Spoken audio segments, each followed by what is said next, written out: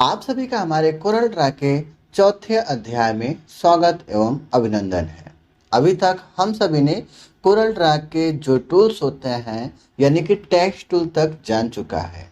अगर आपने अभी तक इन सभी टूल्स के बारे में जो वीडियो बनाया है, अगर आपने अभी तक नहीं देखा है तो डिस्क्रिप्शन में मैंने उसका लिंक दे रखा है, आप वहां से जाकर विजिट कर सकते हैं। तो हम आज कोरल ड्रा के इस अध्याय में नेक्स्ट टूल हमारा इंटरेक्टिव ब्लेंड टूल, यानी इसके अंदर जितने भी टूल्स होते हैं उन सभी टूल्स के बारे में जानेंगे।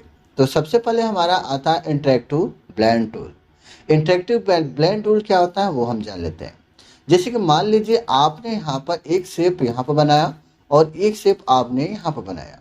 अगर आपको इन दोनों शेप को ज्वाइंटेड रूप में रखना हो, जैसे आप चाहते हो कि रिक्टेंगल टूल से होते हुए आपका क्या हो वो सर्कल टूल्स में यानी कि सर्कल शेप में हो जाए, यानी कि रेक्टेंगल शेप से धीरे धीरे आपका सर्कल शेप में हो जाए, तो उसके लिए हम क्या करते हैं, इंटरेक्टिव ब्लेंड टूल का प्रयोग करते हैं।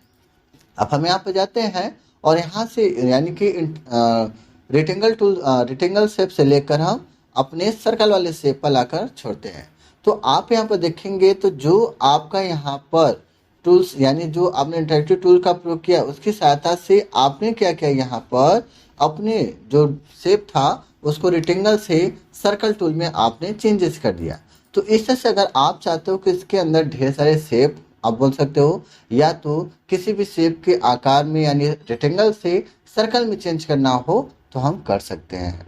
अब उसके बाद नेक्स्ट आता है हमारा यहाँ पर, यानी इसी के अंदर आप देखते हो तो यहाँ पर आता है इंटरेक्टिव काउंटर टूल।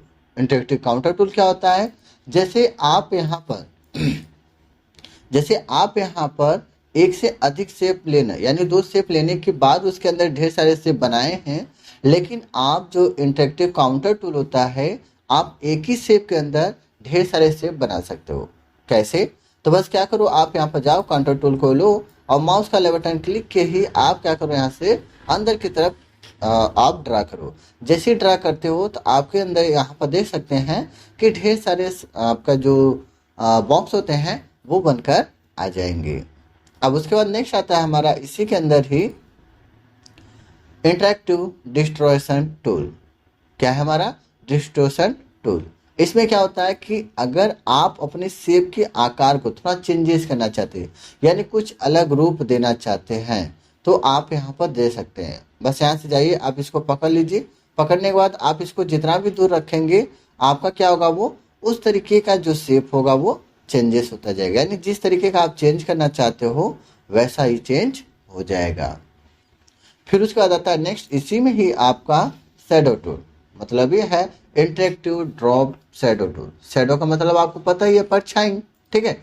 यानी कि अगर हमने यहाँ पर कोई भी शेप बनाया है, अब शेप बनाने के बाद इसमें कलर भी हमें फिल करना होगा, क्योंकि बिना कलर का क्या होगा, ये कार्य नहीं करेगा, यानी किसी भी शेप पर शैडो नहीं लगेगा। तो यहाँ से कलर देने के बाद अब आप क्या करें, शैडो को लीजिए और यहाँ से इसे ड्रा करते हुए आप नीचे की तरफ खींचिए। तो आप यहाँ पर देखेंगे तो आपने जो भी शेप बनाया है उसका शैडो यहाँ पर आ चुका है। अगर मान लो शैडो का कलर आपको चेंज करना हो तो बस क्या करो, आप यहाँ पर जाओ यानी कलर वाले ऑप्शन में। अब यहाँ पर जो भी आपको कलर देना हो, जैसे मान लीजिए हमें यहाँ पर रेड ही रखना है तो हम यहाँ से रेड ले लेंगे, तो आप यहाँ पर देखेंगे आपका जो शैडो होगा वो रेड ही आ जाएगा। तो इस तरीके से अगर आपको किसी भी शेप पर शैडो लगाना हो तो आप लगा सकते हो। उसके बाद आता है नेक्स्ट इसी में ही हमारा इंटरेक्टिव इनलॉक टूल। इंटरेक्टिव इनलॉक टूल से क्या होता है कि आपने जो भी शेप बनाया है, अगर आप उस शेप का आकार चेंज करना चाहते हैं, कुछ अलग टाइप का देना चाहते हो, तो वो आप यहाँ पर इसे ड्रा कर दे सकते हो। बस जो बॉक्स आपका छोटा सा दिख रहा है आप उसकी सहायता से इसका आकार चेंज कर सकते हो। तो जैसा भी चाहो आप अपने शेप का आकार दे सकते हो। ओके, फिर आता है नेक्स्ट यहाँ पर आपका इंटरेक्टिव एक्सट्रूड टूल। यानी कि आपने यहाँ पर जो भी शेप बनाया है अगर उसको 3D मोड में यानी कि 3D के रूप में बनाना हो तो उसके लिए बस आप यहाँ पर जाओ, कोई एक शेप ले लो, लेने के बाद कलर जो भी देना होगा कलर दे दीजिए। देने के बाद अब आप यहाँ पर जाइए, इसको सेलेक्ट करिए।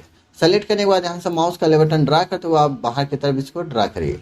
करने के बाद अब यहाँ पर देखेंगे तो आपको समझ नहीं आएगा कि क्या क्या हुआ, यानी क्या कार्य हुआ, कुछ भी हमें समझ में नहीं आया। तो आप यहाँ पर टॉप पर देखेंगे तो यहाँ पर कुछ ऑप्शन मिलेगा जिसमें आपको कलर का ऑप्शन मिलेगा। आप इस कलर में जाओगे, ठीक है, कलर में जाएंगे तो यहाँ पर 3 ऑप्शन आएगा। पहला तो सिंपल जो अभी आपका कार्य कर ही रहा है, दूसरा है यानी जो आपने यहाँ पर काउंटर लगाया है, जो आपने यहाँ पे इसका यूज किया, क्या नाम है इसका, एक्सट्रूड जो लगाया है आपने शेप पर, अगर उसका कलर चेंज करना हो तो हम यहाँ से सिर्फ उसका कलर चेंज कर सकते हैं। अगर मान लीजिए इसी में हमें डबल कलर देना हो यानी कि 2 कलर, तो आपको यहाँ पर मिलेगा 2 कलर का, यानी कि आप इस पर क्लिक करते हो, ठीक है। आप जैसे यहाँ पर क्लिक करते हो तो इसके अंदर आप देखेंगे तो 2 ऑप्शन आएंगे, एक फ्रॉम का, एक टू का।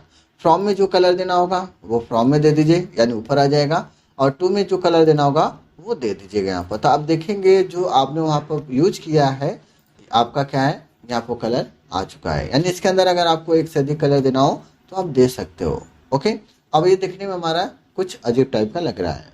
तो इस तरीके से अगर आपको अपने शेप पर कुछ भी यूज करना हो तो हम इन सभी टूल्स का प्रयोग कर सकते हैं। यानी कि अपने शेप को एक 3D रूप में या तो एक ग्राफिक्स रूप में बनाने के लिए हम इसका प्रयोग करते हैं। अब आता है नेक्स्ट हमारा interactive transparency tool. Transparency means क्या होता है, आर पार दिखाई देना। यानी कि अगर आपको कोई भी शेप है उसे ट्रांसपेरेंट, जैसे हमने क्या किया, ये शेप लिया और इसी को हम ट्रांसपेरेंट करना चाहते हैं, तो यहाँ से देखिए हमने जैसे ही ड्रा करके छोड़ा, अब यहाँ पर देख सकते हैं कि आउटसाइड से आपका ये ब्लर हो रहा है, थोड़ा सा इस पर नहीं समझ में आ रहा है, हम यहाँ से दूसरा शेप बना लेते हैं। तो यहाँ पर जाते हैं, एक दूसरा शेप लेते हैं और इसको कलर दे देते हैं। देने के बाद अब हम क्या करते हैं, यहाँ से ट्रांसपेरेंसी को लेते हैं और माउस का बटन क्लिक के इस से ड्रा करते हैं।